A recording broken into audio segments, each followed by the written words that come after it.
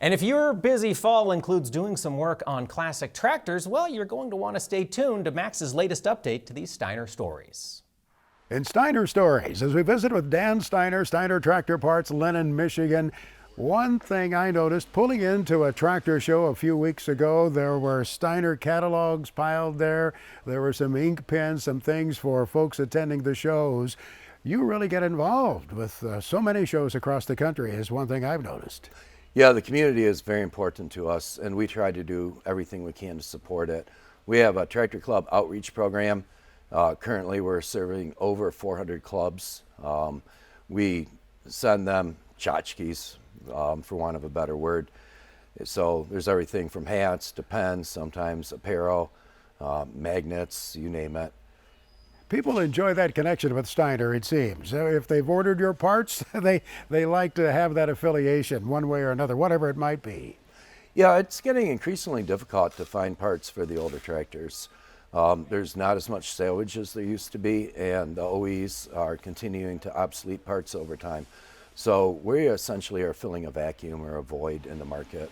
You have background in the salvage side of the business. You grew up in that, didn't you? Yep, my father started doing salvage in the 60s. He also sold used tractors and short line equipment as well.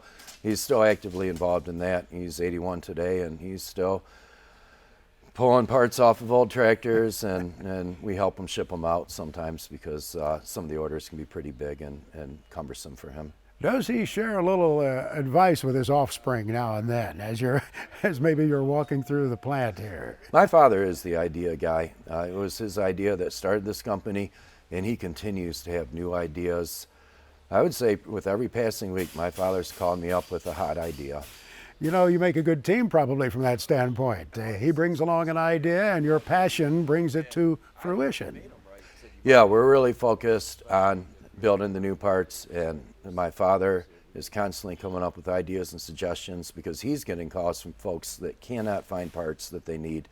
And if he can't fill that void with used parts, or if he's about to run out, then that gives us an opportunity to step in and provide a needed service for our customers. One thing I realized in our first visit, when I met you the first time, you know many of the shows that are held across this country. You've been to them. You know many of the key people involved out there because you've been there face to face with them. That kind of sets you apart from the crowd, I would imagine.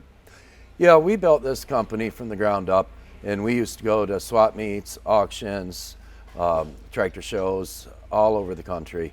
I went with my folks and myself, and we took a 48-foot semi-trailer and a fifth wheel camper, and we'd set up and we'd live at the show a week or two at a time. Out there in the heat and the dust and the smoke. Yeah, it wasn't always the most comfortable of conditions, but I was younger. I understand that. Dan Steiner, good to talk with you here on our episode of Steiner Stories. We appreciate it. Appreciate you, Max. Thanks a lot. It's so great to see another person with that passion for keeping vintage machinery running. Always appreciate looking at those Steiner stories.